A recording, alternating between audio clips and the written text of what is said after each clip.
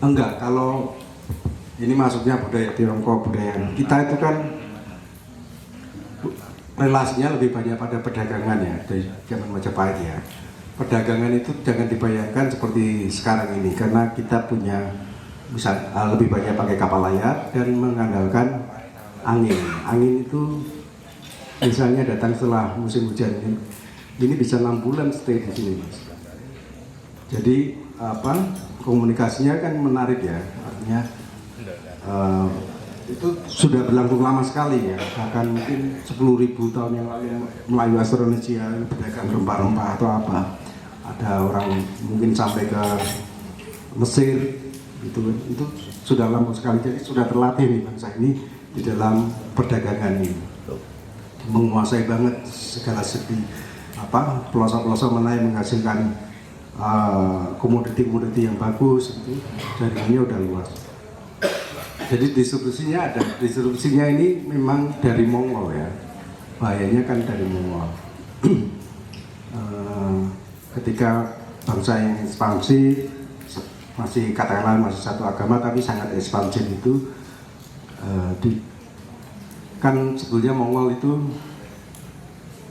dinasti Yuan kebelekan itu kan kekanate itu kan macam-macam ya, ada di Persia, ada ini, dan jalur sutranya itu terganggu, jalur perdagangan Mongol terganggu dan dia ingin membangun satu jalur lagi, jalur sutra melalui laut itu ya, dan itu dia harus menguasai Jawa karena Jawa itu yang paling jauh, paling strategis gitu kan.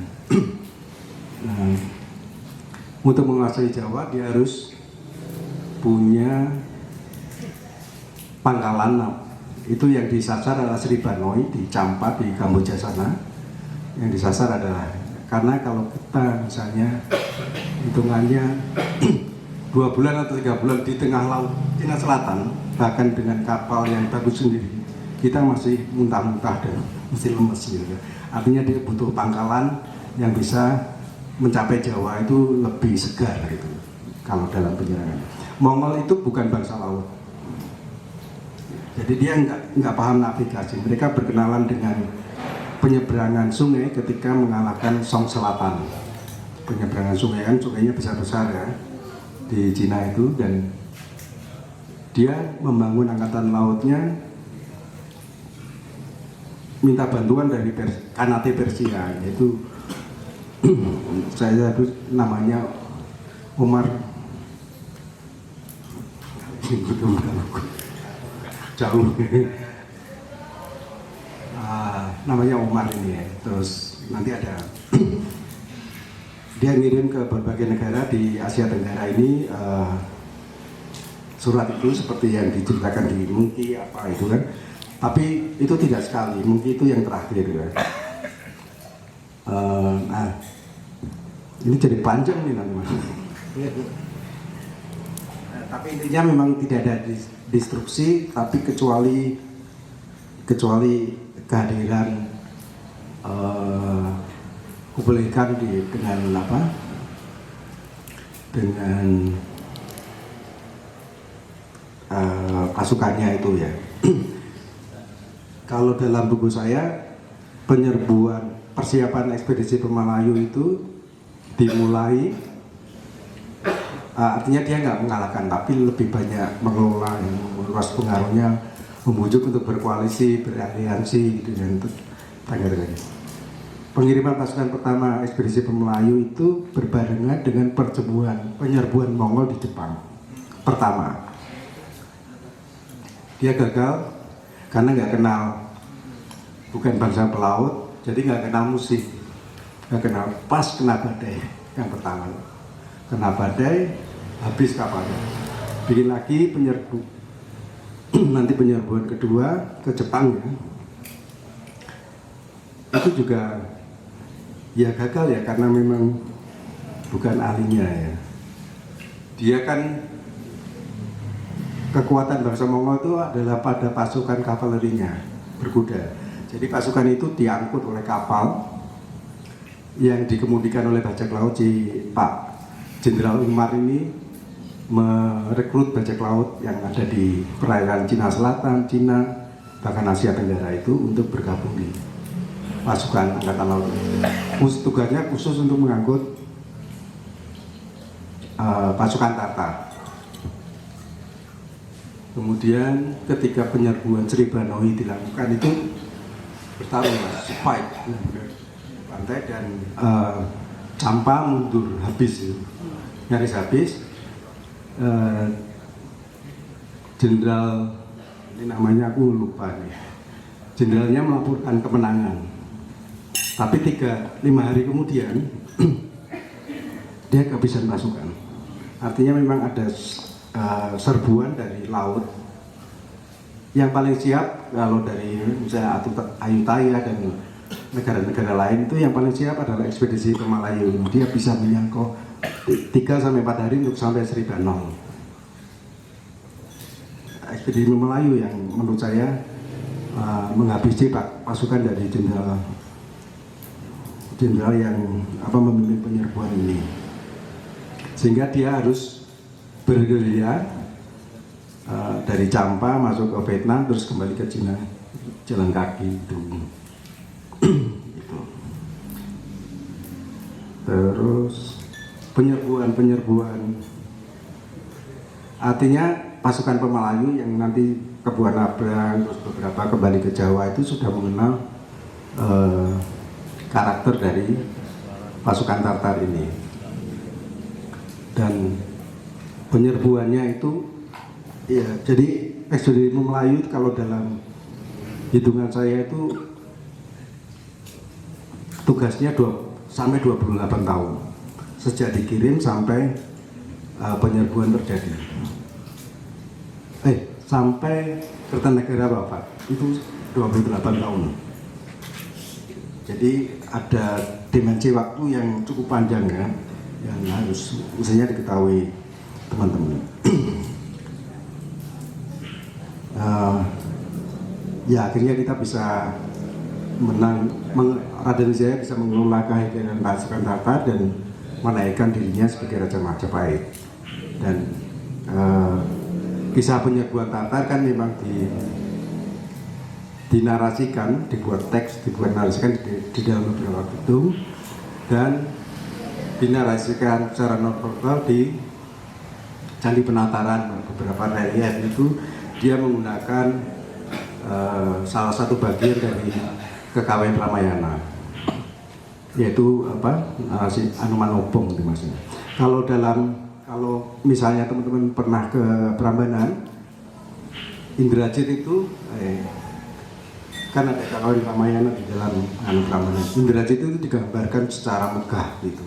Salah satu anak dari Rawana itu dengan chariot itu dan panah-panah yang dan panah-panah senjata-senjata yang banyak itu dengan chariot kereta perangnya.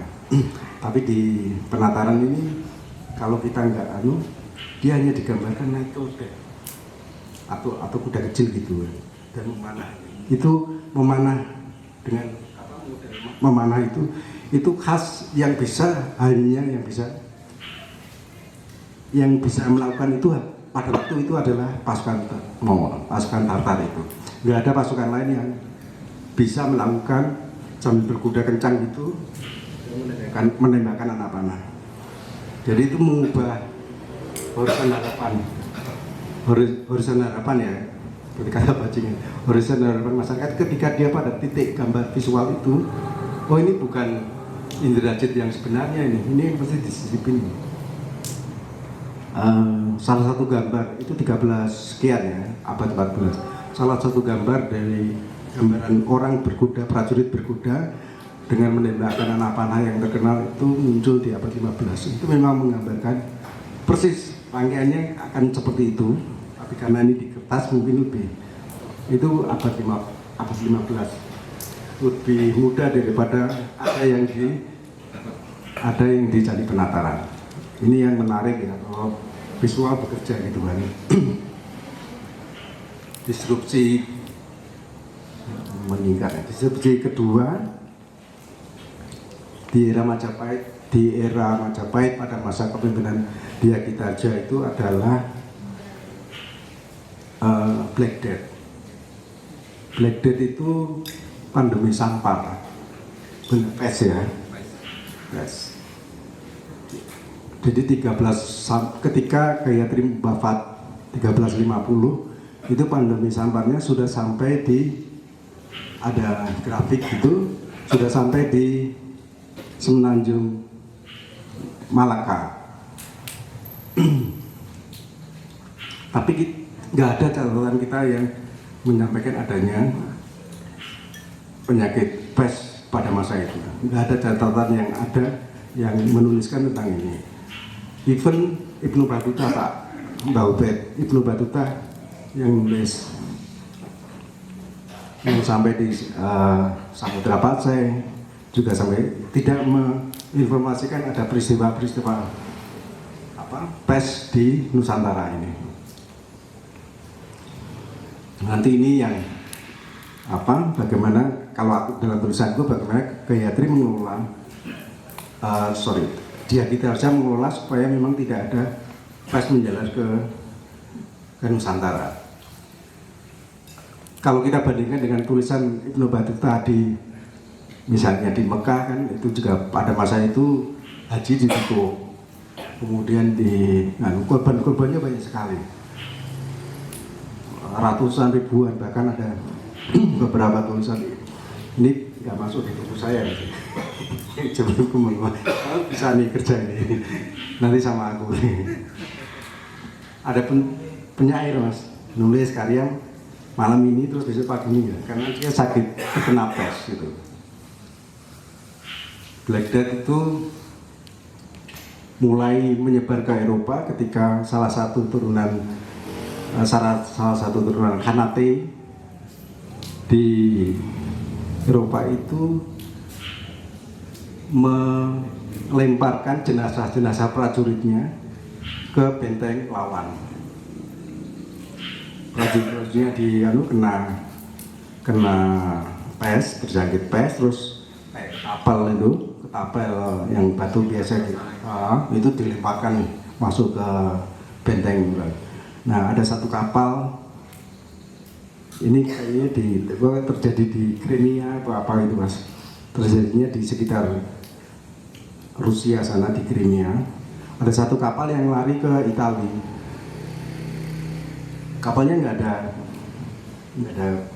Begitu sampai itu semua Italia langsung tersebar penyakit pes, masuk ke Eropa dan sampai Belanda.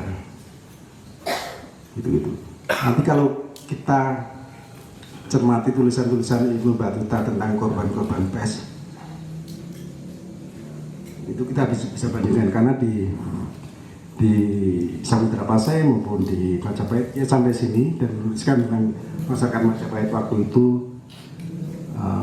meskipun nggak bagi saya nggak asik ya karena rodo elek komproh apa dituliskan gitu kan jorok, tapi bahwa dia tidak mencatat adanya peristiwa pes di wilayah Nusantara itu alhamdulillah.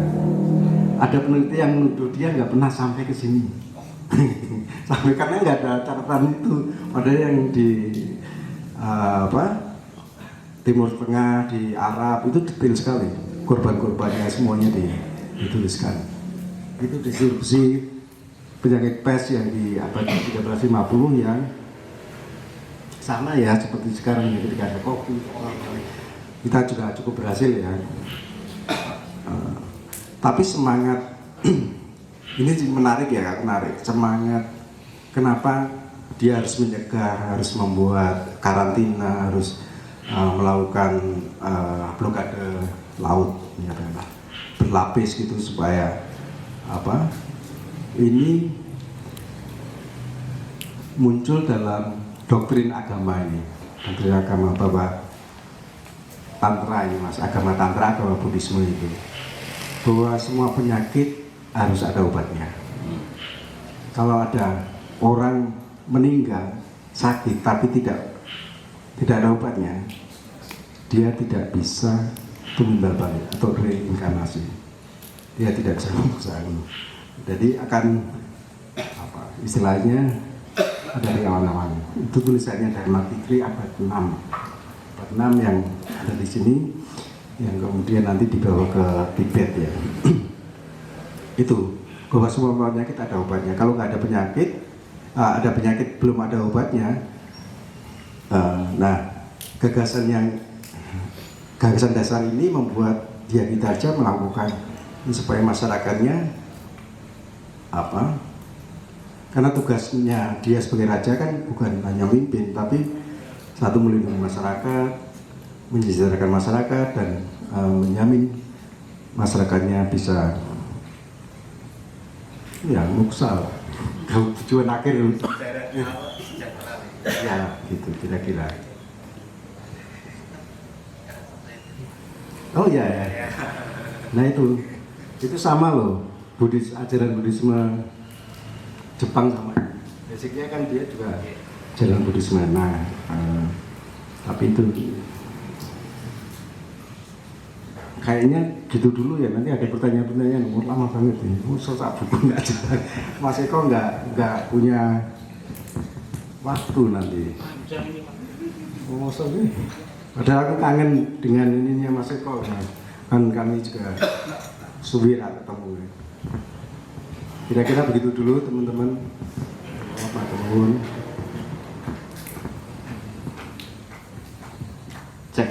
Oke, itu tadi sedikit trigger ya dari Mas Apriyadi Ujiharso terkait dengan gambaran Indonesia di masa lalu terkait kondisi sosial budayanya. Nah, sekarang giliran Mas Eko Tunas nih. Jadi di era saat ini, di era gempuran teknologi yang seringkali kita mendengar istilah revolusi industri 4, kemudian saat ini kita malam ini berdiskusi tentang era society 5.0.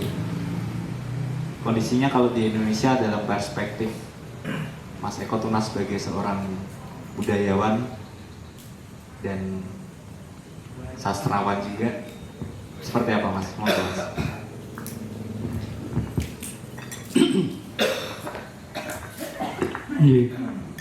Bismillahirrahmanirrahim. Saya barangkali akan membuat quote dulu ya, atau teks atau intisari dari tema malam ini, khususnya di poin tema ketiga, era society 5.0. Kalau kita tanyakan apa Tuhannya, apa Tuhan dari era society 5.0, maka saya harus menjawab Tuhannya adalah Tuhan data raya. Nabinya Mbah Google, sikil tasbihnya handphone. Sudah, jadi saya tidak akan membicarakan poin tema yang tidak saya sukai, teknologi ini. Termasuk sejarah sebetulnya saya juga tidak suka. Nanti saya punya alasan. Jadi ya Ubed yang baik hatinya, sedaya sedaya kemawon yang dimuliakan ini Allah Subhanahu wa taala, mohon perkenan suruh harmoko, mohon berkenan. Izin kemana? Saya kawannya Kang Putu. Saya juga temannya Mas Beno. Ada hadir ya Mas Benonya? Saya juga sohibnya Mas Apriyadi Ujiharso, atau biasa dipanggil dengan nama akrab Mas Uus. Betul ya? Dulu ada pelawak namanya Us-Us ya. Ingat ya? Ya Ubed ya. Iya, tapi beliau nggak lucu ya. Us-Us lucu. Gitu. Jadi apa ini? Sejarah ya. Kalau kita ngomongin sejarah, kita ingat sesantinya Bung Karno ya, jas merah. Jangan sekali-kali meninggalkan sejarah. sejarah adalah sebuah nilai, sebuah mata budaya. Katanya kalau kita tidak mengenal sejarah, mata kita akan buta. Kita tidak akan mengenal diri kita sendiri dan tidak akan mengenal dunia di luar diri kita. Tapi benarkah begitu? Sebab pada kenyataannya sejarah kita mencatat darah. Itu yang membuat saya tidak suka. Kakek moyang kita adalah kakek moyang bangsa penakluk dan bangsa pembunuh, harus kita akui. Dan ternyata kakek moyang kita itu bukan manusia Jawa, bukan manusia Jawa. Para ahli mengatakan dulu para pendatang itu dari bangsa India, dari Mongol, dan dari Cina ya. Itu kakek moyang kita. Ada pernah si siapa itu, budayawan Muhammad Sobari, mengira Ken Arok itu satu-satunya raja yang manusia Jawa. Ternyata ya bukan, kan itu. Jadi mari kita lihat siapa yang kira-kira keturunan India. Kalau Mas Apriyadi mungkin Mongol, orang Mongol, keturunan Mongol. Kubilaikan. Kalau Mas Sindung mungkin Cina ya, ono Cinone. Aku mbuh ora jelas. Aku ya kaya lukisane Joko Pekik. Yang Jawa iku elek, pesek, ireng, mambutrasi lah kuwi. Manusia Jawa yang sebetulnya itu. Termasuk Majapahit kan. Kita kan mengenal sejarah sejak SD itu dari Muhammad Yamin lah ya. Dari SD. Muhammad Yamin itu penyair, tapi juga penulis sejarah. Karena penulis sejarah, jadi kadang-kadang karena penyair, jadi kadang-kadang tulisan sejarah ini rodo fiktif, rodo ngarang, gitu. Tapi harus kita akui, Muhammad Yamin adalah ketika Kongres Pemuda tahun 1928 ya, dia sekretaris. Dua puisi Muhammad Yamin yang terkenal itu berjudul Tumpah Darah. Kemudian ada juga yang berjudul Tanah Air. Ya, jadi kata tumpah darah dan tanah air itu Muhammad Yamin yang pertama menemukan itu. Termasuk ketika dia menemukan kata Nusantara itu. Ketika dia menulis Majapahit, konon ceritanya ada sumpah palapa Gajah Mada itu yang diucapkan, saya tidak akan makan buah palapa sebelum bisa menaklukkan Nusantara. Tadi disinggung juga oleh Mas Uus. Nah, kata Nusantara saya juga nggak suka. Ya, saya setuju dengan pendapatnya sejarawan muda J.J. Rizal. Dia juga nggak suka kata Nusantara karena itu terlalu Jawa sentris. Saya lebih suka kata Nusantara, kata tanah air. Nanti saya jelaskan. Lah ketika Kongres Pemuda tahun 1928 itu, Sumpah Pemuda bunyinya itu juga sebetulnya puisinya Muhammad Yamin. Ya, puisinya Muhammad Yamin. Bayangkan, mengakui tumpah darah yang satu Indonesia, tanah air yang satu Indonesia, berbahasa satu bahasa Indonesia, gitu. Menurut saya di tahun itulah, ketika 28 Oktober 1928 itulah Indonesia sudah merdeka. Bayangkan teks Sumpah Pemuda itu, ya, bertanah air satu, berbangsa satu, berbahasa satu. Kalau secara akademis kita mengatakan bahwa bangsa Indonesia waktu itu sudah merdeka secara nilai. Sudah merdeka. Bung Karno kemudian dengan Bung Hatta memproklamirkan negara ini, kemerdekaan negara ini dengan teks kemerdekaan itu